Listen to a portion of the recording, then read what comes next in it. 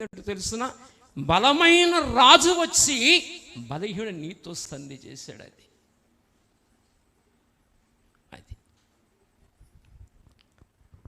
అది దేవుని ప్రేమ.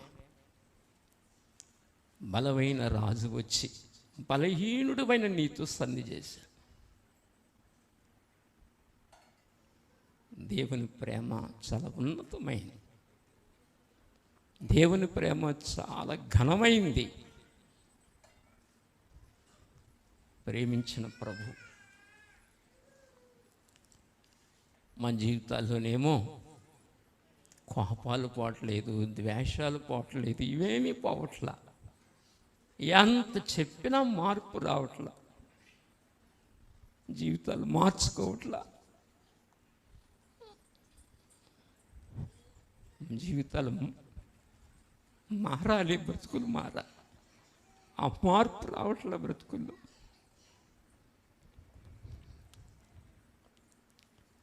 శిలువ యజ్ఞం వృధా అయిపోతుంది. వెళ్ళినాయన నీ తమ్ముడితో సమాధానపడంటే నీ పండండి, నీ అన్నతో సమాధానపడండి పండండి. ఇది ప్రేమ.